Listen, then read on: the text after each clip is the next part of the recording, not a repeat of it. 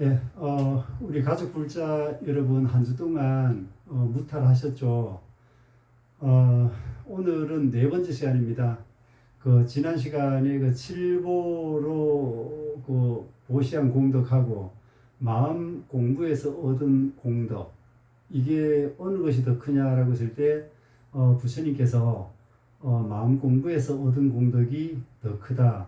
다시 말해서 금강경 사구계를 이해하고 그다음에 이걸 남에게 설할 정도로 정확히 이해를 했다면은 그 공덕이 더 크다고 했습니다.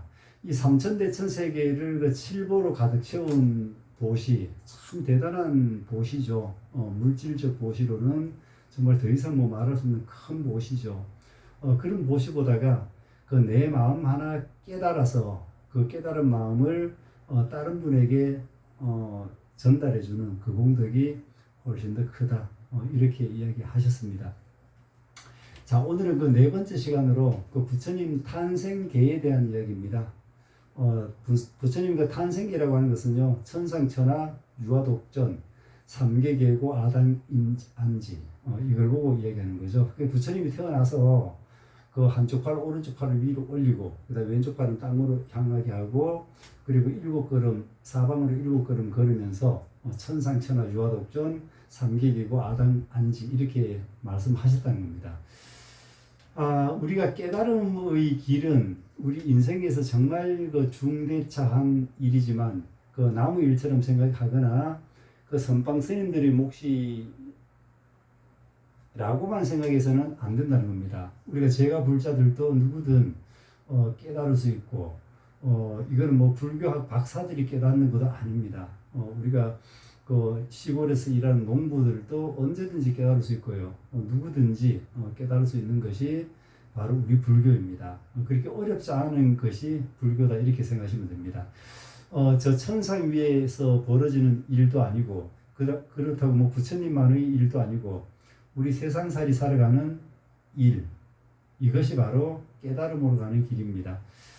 선방에 앉아서 수십 철을 앉아 있는 선방 스님들만 또는 깊은 산중에 그 수도하는 수도승들만 깨달음을 성취하는 것이 아니라는 것을 제가 누누이 말씀드리고 있습니다.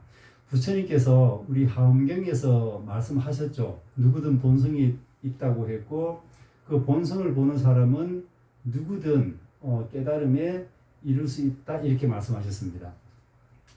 과거에 우리 역대 조사님들은 그 깨달음으로 가는 길을 말로 설명을 할 수가 없다 이렇게 이야기했습니다. 어느 도단의 자리다. 어느 도단. 말로 표현이 안 되는 자리다. 이렇게 대부분 말씀하셨습니다. 우리가 그 선어록을 제가 쭉 훑어보니까 대부분 우리 조사님들이 그렇게 말씀하셨습니다. 과거 우리 조사님들이 그렇게 이야기한 이유는 과거에 우리 선조들, 어르신들이죠. 어르신들은 불교에 대한 기본 이해가 상당히 부족했습니다. 불교를 믿는 기본 방향 자체가 깨달음으로 가는 그런 불교 쪽으로 생각하시는 게 아니고 기복에 초점이 맞춰져 있죠. 올 한 해 농사 잘 되게 해달라, 무탈하게 해달라, 그 다음에 그 우리 가족들 건강하게 해달라, 뭐 그런 그 기복에 초점이 맞춰져서 있었기 때문에 아마 그런 그 깨달음에 대한 이해가 좀 부족하지 않았나 이런 생각을 해봅니다. 사실 요즘 같은 이 문명이 발달한 시절은요, 다시 말해서 인터넷이 발달하고, 이거는 우리 대한민국에서도 한 20년밖에 안 됐죠. 우리 불교가 2,500년이 넘었잖아요. 2,600년이 다 돼 가잖아요. 근데 이 최근에 인터넷이 발달하고, 유튜브가 발달하고, 이런 그 문명의 사회에서는 마음만 먹으면 누구든 우리가 뭐 20철이다, 30철이다, 뭐 선방에서 공부하는 것보다가 훨씬 더 빨리 사실 깨달음을 성취할 수 있는 사회가 지금 요즘 그 현대 문명 사회입니다. 그래서 저도 이 말로 설명 안 되는 이 깨달음이라고 하는 것을 이렇게 설명하고 있는 것은 그게 가능하다는 것을 저는 알았습니다. 그게 말로 설명이 가능하다는 것을 저는 알았기 때문에 우리 가족들이 이 중요하고도 소중한 시간을 지금 이렇게 저와 함께 보내고 있지 않나 생각합니다. 자, 우리 불교라고 하는 것은요, 어떤 지식사회, 이거하고는 좀 비교가 할 수 없는 그런 공부다 생각하시면 됩니다. 지식으로 설명이 안 되는, 특히 우리 그 선의 세계 같은 경우는요, 그 지식으로는 어떻게 설명이 되지 않는 그런 부분이죠. 그래서 우리가 깨달음에 대한 절박하고 간절한 마음이 있어야 어느 날, 아, 바로 이놈이었구나 하고 탄성이 나오면서 도노돈수가 되는 거죠. 도노돈수라고 하는 것은 단박에 깨우치는 거예요. 단박에. 예. 그러나 그 오랜 시간 동안에 이제 마음 공부를 하여 그 시간을 두고 이제 근기를 쌓아 나가다가 이제 깨달은 분들도 있어요. 이것은 이제 도노 점수라고 하죠. 대부분 우리 그 선지식들은 도노 돈수보다가는 도노 점수가 더 바람직하다. 긴 시간 동안 수행을 해서 어느 날 그것을 깨달았을 때 이게 훨씬 더 큰 공부다고 이야기를 합니다. 어쨌거나 그 도노 돈수로 깨달았던 도노 점수로 깨달았던 한 번 그 깨달음에 이르렀다고 끝나는 것이 아니라는 거죠. 계속 수행을 이어가면서 그 다음에 그 바탕을 좀 더 탄탄하게 만들어주는 것, 이게 가장 중요한 핵심입니다. 특히 우리 제가불자들은 이게 가장 핵심이기 때문에 단박에 한 번 내가 깨우쳤다고 해서 그것을 끝나는 게 아니라는 거죠. 이걸 계속 수행을 하고 공부를 해나가면서 우리가 일상생활을 하는 것이 중요하다. 이 말씀입니다. 이놈이구나 라고 이렇게 우리가 탄성이 한번 나오고 나면은 그 자리는 확실하게 알았기 때문에 그 자리를 좀 더 견고하게 만들고 그렇게 하기 위해서는 수행을 멈추지 않고 계속 정진해 나가는 것이 중요하다고 선지식들은 한결같이 말씀하셨습니다. 2568년 전이죠. 지금부터 그 부처님이 탄생을 하셨습니다. 그 29세의 왕자의 자리도 버리고 수행을 시작하여 35세가 되던 해에 샛별을 보고 깨달으셨습니다. 그 긴 세월 동안 우리 부처님은 수많은 사람들로부터 2568년 동안 공양을 받아 잡수고 계십니다. 지금도 공양을 받아 잡수시고 또 우리 불자들이 하는 그 보시를 받아서 이렇게 잡수시고 계십니다.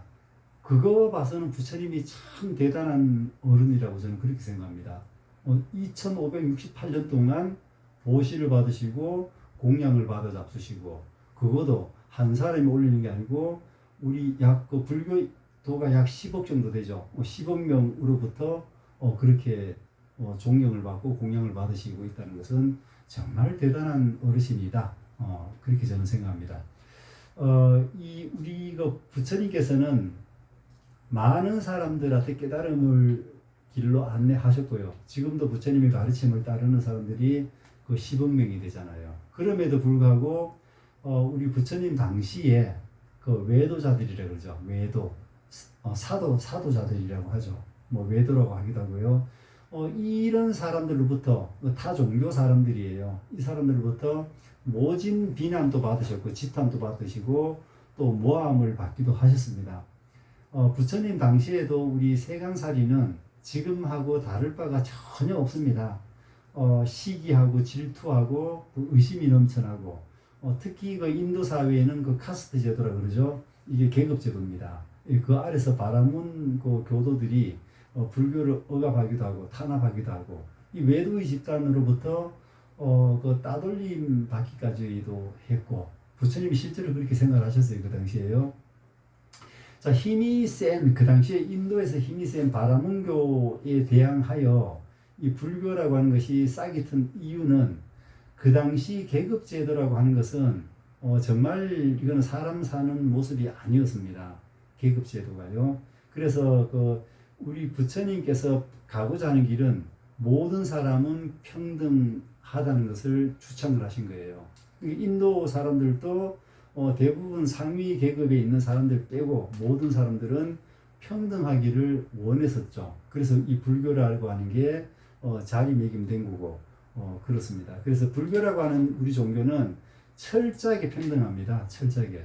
부처님이랑 길 가는 거지랑 다를 바가 하나도 없습니다.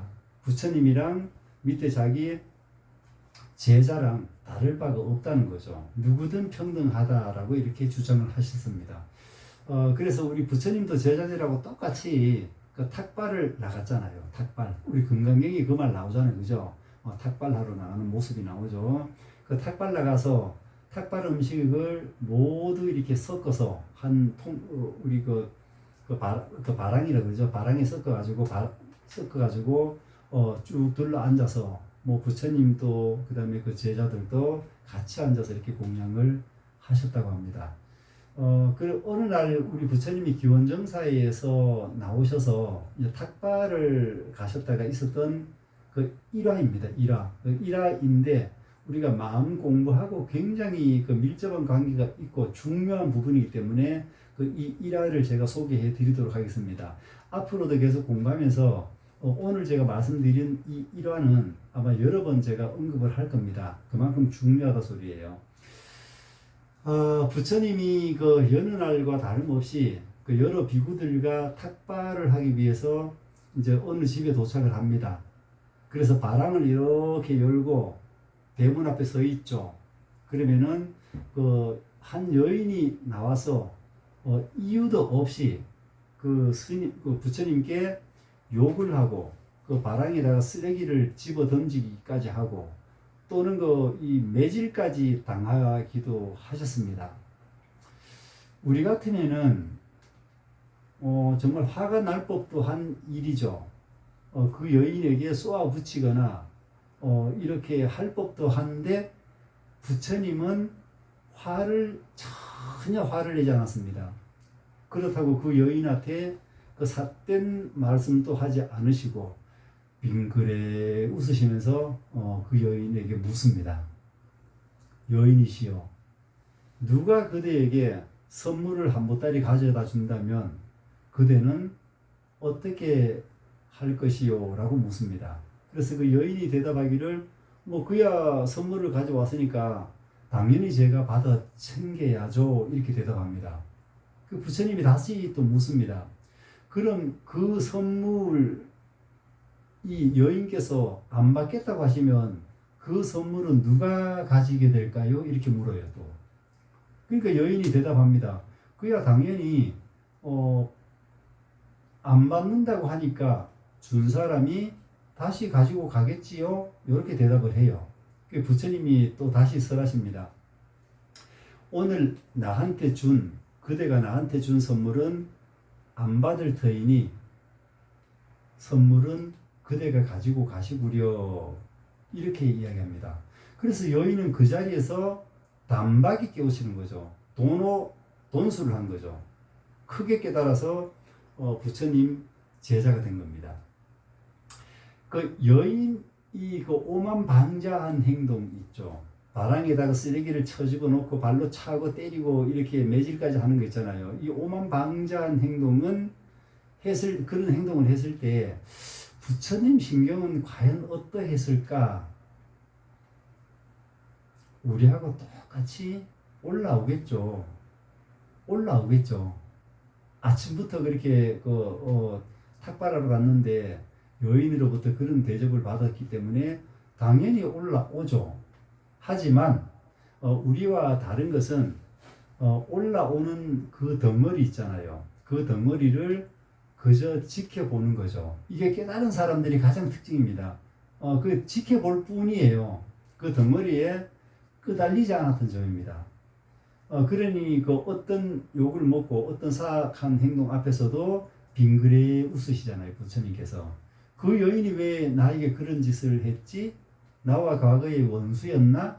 그 여인에게 내가 뭘 잘못했나? 저 여인이 미쳤나? 이런 생각을 하는 순간에 벌써 싸움이 시작되고 괴로움 씨앗이 되는 거죠. 그러니 그 깨달음이라고 하는 것은 결국 참고 이렇게 인내하는 것, 참아야만 하느니라 이게 아니에요. 올라오는 화, 근심, 걱정, 스트레스, 즐거움, 행복함, 불행한 감정, 이런 것들이 올라오면은 그냥 지켜보는 거죠. 그냥 지켜볼 뿐, 이게 핵심이에요. 지켜볼 뿐이죠. 그저 취미로 올라오는 화를 좋은 것을 가지고 싶은 그런 탐욕심도 있을 거고 뭐 이런 게 올라오면은 그냥 지켜보는 거죠. 그저 바라볼 뿐 어떤 생각을 한다거나 거기에 대해서 어떤 분별심을 내지 않는 것이죠. 그래서 선물은 내가 받았을 때 내 것이 되는 거예요. 아까 부처님이 그런 욕을 듣고 그런 그 여인으로부터 정말 그 악행을 이렇게 보면서도 부처님은 그걸 안 받았어요. 안 받았기 때문에 그건 부처님 것이 아니죠. 그렇게 한 그 여인이 몫이 되는 거죠. 내가 안 받았기 때문에 그건 내 거가 아니잖아요. 그래서 우리가 올라오는 화라든가 근심이라든가 걱정이라든가 스트레스라든가 탐욕심이라든가 이런 선물은 안 받으면 그뿐이에요. 안 받으면은 우리는 보통 어때요? 실컷 받아놓고 나중에 가서 울고 짜고 난리가 나잖아요. 이게 우리 세상살이잖아요. 그래서 우리 부처님은 여기서 끝나지 않습니다. 그런 상황에서도 차분하게 부처님의 가르침을 설하셨고 그 욕을 선물로 보고 그 선물을 안 받겠다고 하면 그 선물은 던진 사람이 몫이에요. 그 부처님은 함이 없이 그 여인에게 법을 설하셔서 제자가 되게 만들었잖아요. 이것이 진정한 삶의 지혜가 아닐까 생각합니다.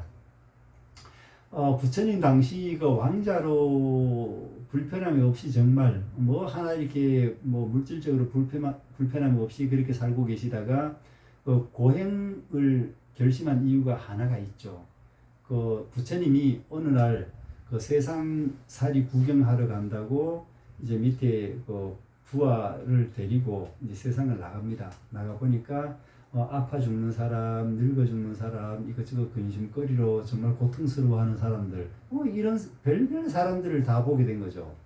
그래서 부처님은 이 고통의 세계에서 벗어나는 길이 무엇인가, 이걸 굉장히 심오하게 생각을 하고 부처님을 그 깨달은 내용을 그 84,000 이제 나중에 방편 본문을 설하시게 되죠.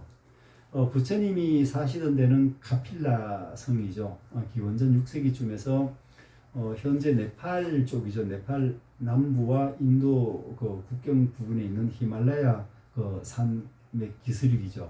거기서 그 샤카족의 그 작은 나라였습니다. 그 시타르타라고 하죠. 부처님은 그 시타르타는 그 나라의 왕, 그 슈도 다나와 그다음 마야 부인 사이에 이제 태어납니다. 부처님의 탄생부터 열반까지 그 법당 백화를 제가 아마 밴드에 올려드린 적이 있죠. 그 법당 백화가 탄생에서부터 가지고 부처님 열반에 들 때까지 일생을 벽화로 그려놓은 거죠. 그 그림이 아마 기억나실 거예요. 부처님은 그 태어나자마자 사방으로 7걸음 걷고 그 다음에 오른손은 하늘로 왼손은 땅을 가리시면서 천상천하 유아독전 삼계계고 아당안지라는 이렇게 큰 소리로 외칩니다. 결국 이것은 하늘 위 하늘 아래 오직 나 홀로 존귀하도다. 삼계가 모두 괴로움에 빠졌으니 내 마땅히 이를 편안케 하리라. 이 탄생계를 잘못 이해하면요, 부처님은 오만방자하기 짝이 없는 사람입니다. 예. 천상천하 유아독존 이렇게 표현을 했기 때문에 그렇죠.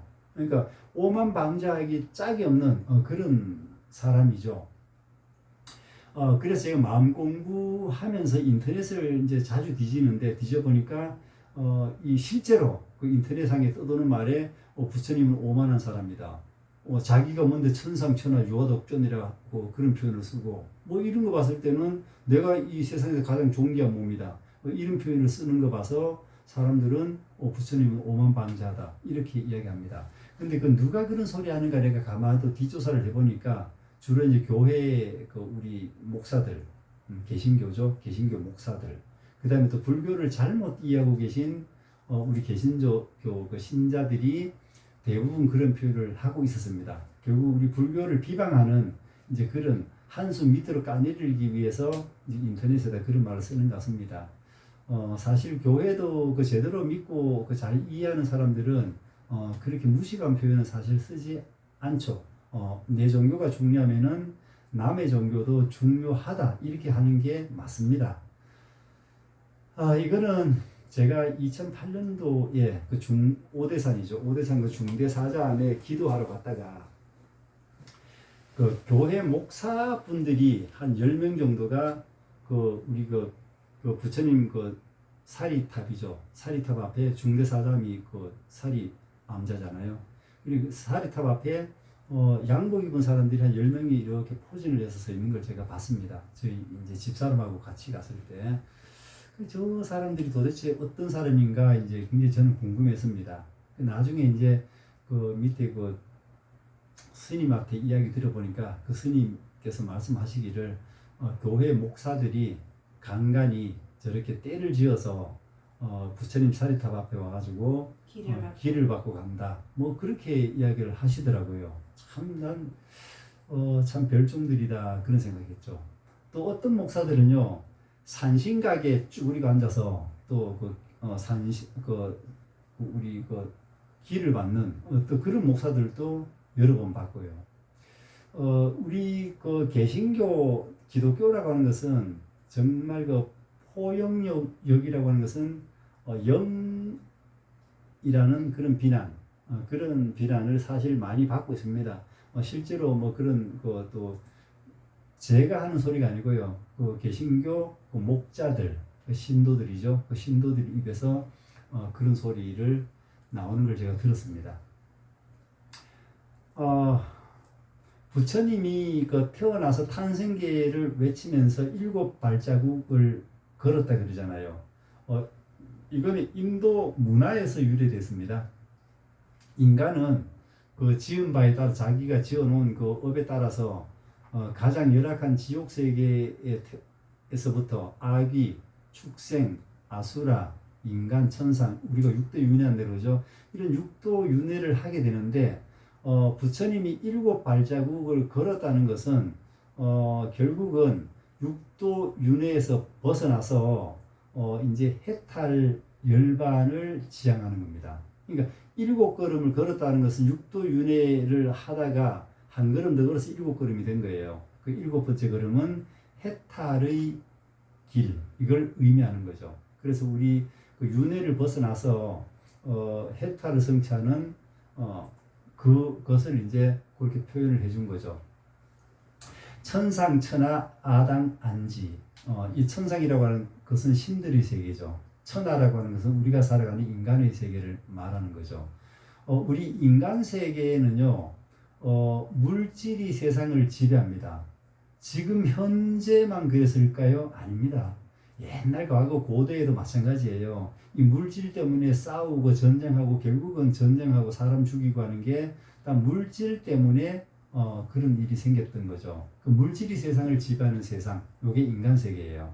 그러니까 두 번째 우리 인간 세계는 권력이라고 하는 것이죠. 이 권력을 세상을 지배하죠. 우리 역사 봐봐요. 피가 나고 뭐 집안끼리 싸우고 가족끼리 정말 죽이고 이렇게 하는 게 결국 다 권력욕, 권력 탐욕이 생겨서 이렇게 되는 일이잖아요. 그 다음에 세 번째 우리 인간 세계에서는 명예라고 하는 것이 세상을 지배합니다. 지금도 마찬가지고 과거에도 마찬가지고요. 고대 시대에도 마찬가지입니다.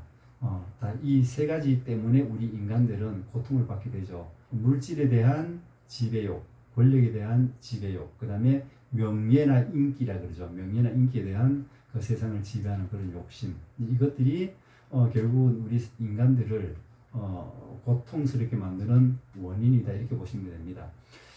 자, 우리 사람들은요, 물질과 권력과 인기, 그 다음 명예를 구하고자 엄청나게 노력합니다. 그래서 우리 그 인간들은 그 세계에서 묶여 있는 거죠. 이렇게 업이 된 거죠. 벌써 여러 수천 년 동안 살아왔기 때문에, 자, 우리는 돈에 대한 노예가 되기도 하고, 또는 그 권력에 대한 노예가 되기도 하고, 명예에 대한 노예가 되기도 합니다.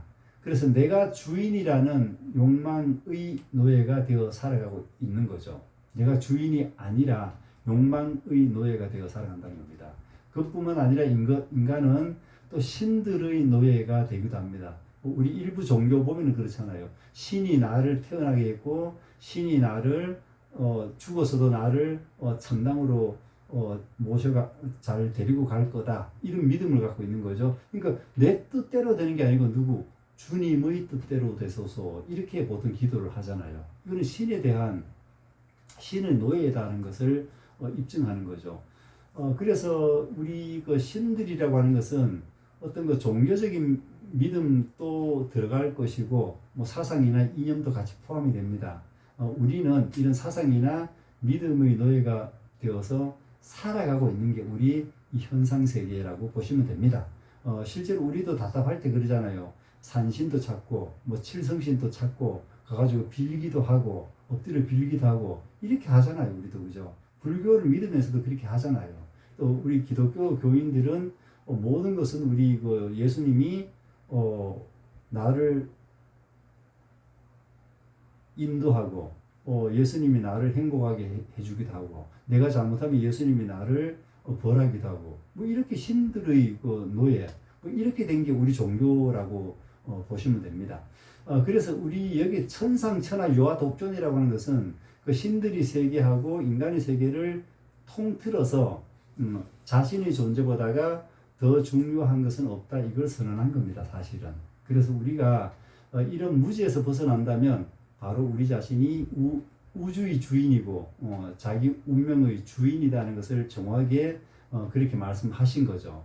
그래서 부처님은 신도 어찌하지 못하는 그 인간 존엄의 절대성에 대해서 선언을 한 거죠. 그 천상의 굴레에서도 벗어나고 천하의 굴레에서도 벗어나는 자는 이 세상에서 가장 존귀하다라고 이렇게 표현한 겁니다.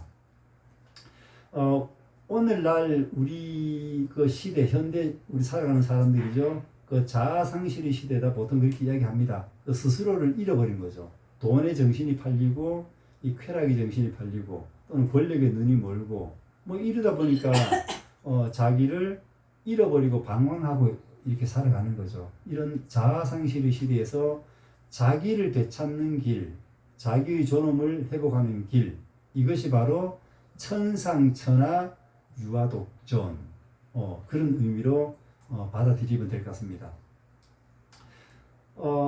바로 그 길로 가려면 우리 붓다의 가르침에 귀를 기울여야 합니다. 그 행복이라고 하는 것은 밖에서 주어지는 것이 절대로 아닙니다. 그러나 우리는 오늘날 우리는 그 행복을 늘 밖에서만 찾고 있다 보니까 죽을 때까지 행복을 찾지 못하고 눈을 감는 사람들이 많습니다. 남편이 좀 더 잘해주면 내가 행복할 텐데 뭐 이런 생각들 있잖아요. 그 아이들이 좀 더 말을 잘 듣고 공부를 좀 잘하면 내가 행복할 텐데 뭐 돈이 좀 더 있으면 내가 행복할 텐데 뭐 내가 뭐 직장에서 뭐 진급을 잘해가서 지위가 좀 더 높으면 행복할 텐데 뭐 사람들이 나를 좀 이렇게 좀 더 알아주면은 내가 더 행복할 텐데 이런 망상에 빠져서 생활하다 보니까 죽을 때까지 눈을 감을 때까지 행복하지 못하고 불행하다고 생각하다가 죽는 게 우리 인생입니다. 그래서 이 행복이라고 하는 것은요, 제가 정리해 드리겠습니다. 그 누구도 내 삶을 어찌하지 못합니다. 이거는 확실한 답입니다. 자신의 행복은 내 스스로가 만들어가는 거죠. 밖에서 구하는 게 아니고 내 내면 속에서 행복을 구하는 거죠. 만들어가는 거죠. 이게 부처님의 설법입니다. 그리고 부처님이 어떻게 말씀하시는가 하면요. 행복도 내가 만드는 것이네, 불행도 내가 만드는 것이네. 진실로 행복과 불행은 다른 사람이 만드는 것이 아니네. 이렇게 해서 부처님께서 말씀을 하셨습니다. 내가 무엇을 믿느냐, 산신을 믿든 칠성신을 믿든 관세음보살님을 믿든 하나님을 믿든 예수님을 믿든 부처님을 믿든 이 믿음은 개인의 자유입니다. 각자 믿고 싶은 대로 믿으면 되는 겁니다. 이게 옳다 그르다는 없습니다. 분명히 여기서 이 믿음을 이야기하는 것이 아니라 어떻게 해야 우리가 행복해지느냐, 이게 핵심이에요.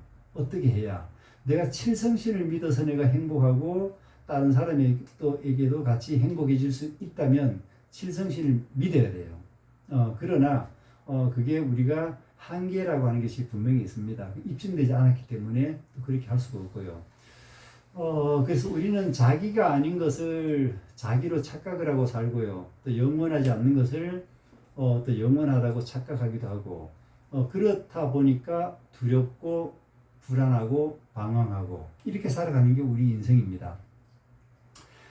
항상 하지 못하는 것 같은 이 몸뚱이를 항상 한 것처럼 생각하고, 그러니 죽음이 두려운 거죠. 내 몸뚱이는 항상 젊었고 내 몸뚱아리는 항상 하다고 이렇게 믿고 있었는데 어느 날 갑자기 죽음이 이 눈앞에 자꾸 가까워집니다. 그러니까 인간들이 두렵잖아요. 그러니까 우리가 종교라고 하는 것을 만들어지게 된 배경이 바로 그거죠. 이 몸이 늙어가는 것이 괴롭고 죽음이 가까이 온다고 생각하면은 괴롭습니다. 이게 우리 불교에서 괴로움의 핵심이죠.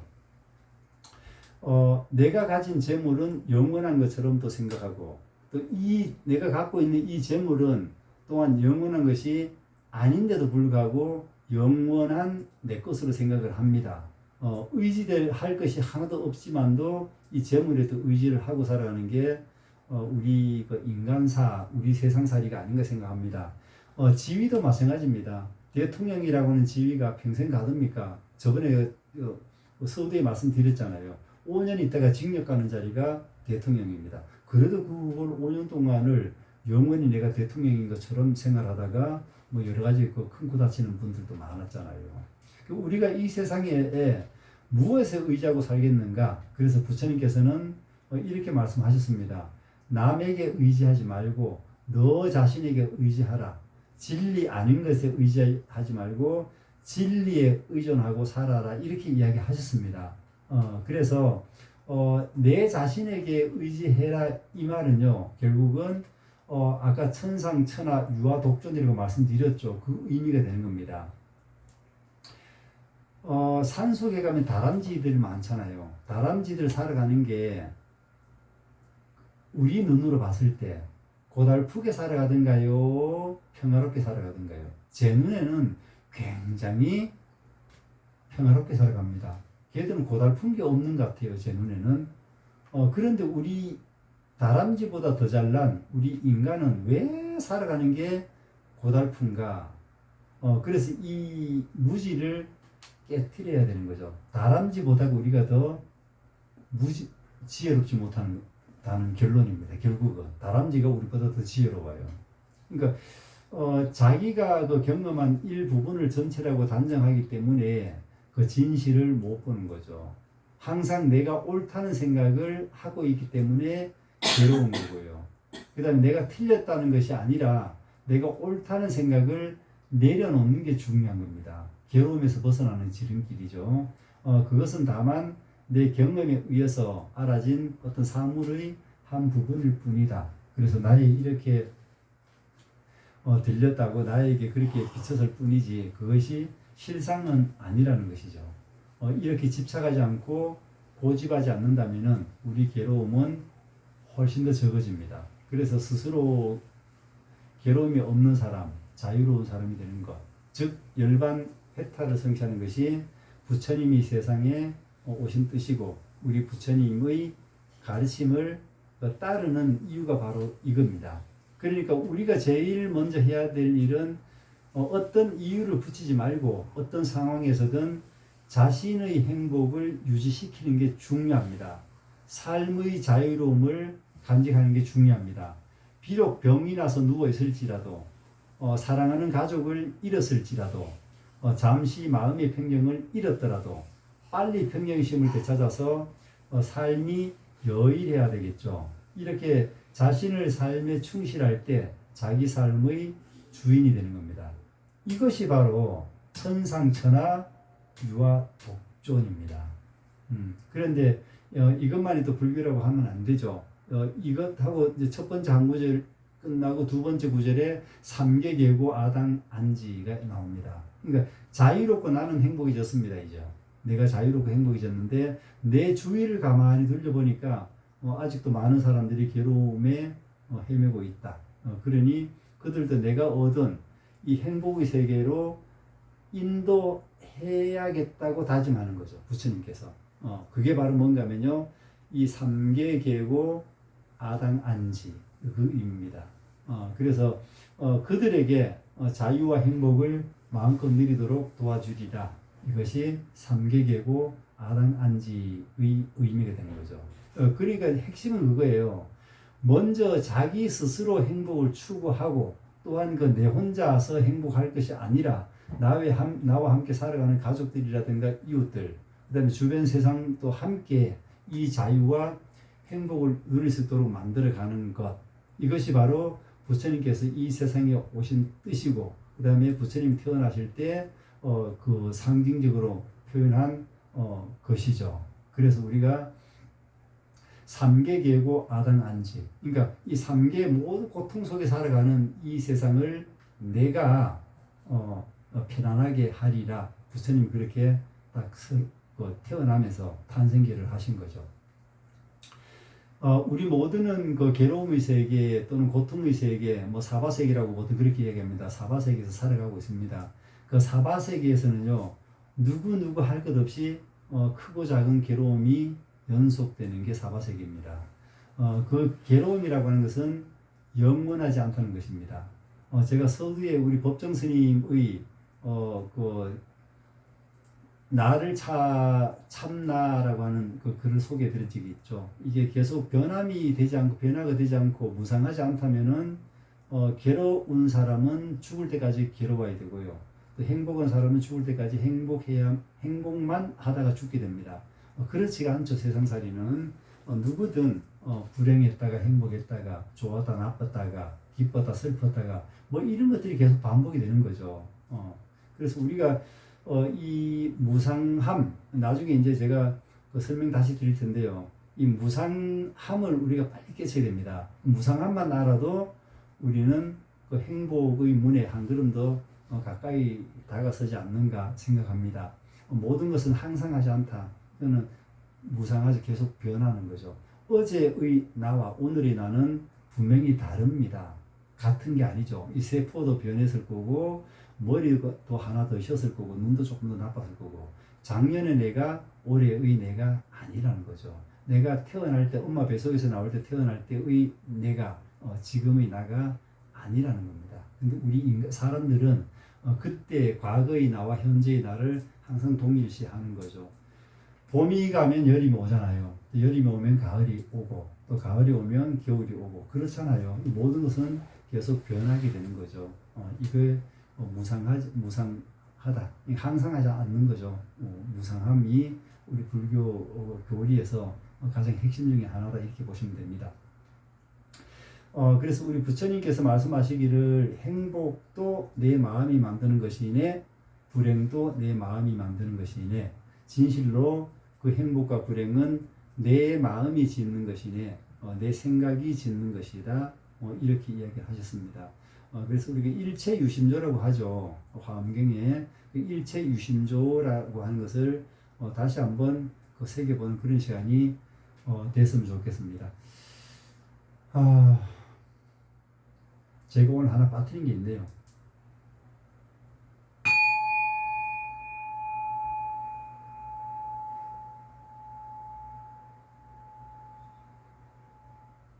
네. 지금 제가 뱅 하고 종을 쳤습니다. 이 소리 들리지 않는 사람 아무도 없습니다. 다 듣습니다. 사실은 우리 깨달음이라고 하는 것은 이 종소리에 사실은 다 들어있습니다. 이것으로 다 끝이 난 거죠 벌써. 그래서 이 분별 없이 또는 생각 없이 생각 이전 자리 내가 분별하기 이전 자리 이 자리가 깨달음의 자리가 아닌가 생각합니다. 다음 시간에는 그 이제 본론으로 들어갑니다. 지금까지는 이제 그 서두 부분 제가 말씀드린 거고요. 다음 시간에는 이제 본론으로 들어가서 두 번째 장이 되는 거죠. 깨달음이란 무엇인가 이 공부를 시작할 겁니다. 제가 주절거리는 이것을 두 번 반복해서 들어보시고 세 번 반복해서 듣다 보면요.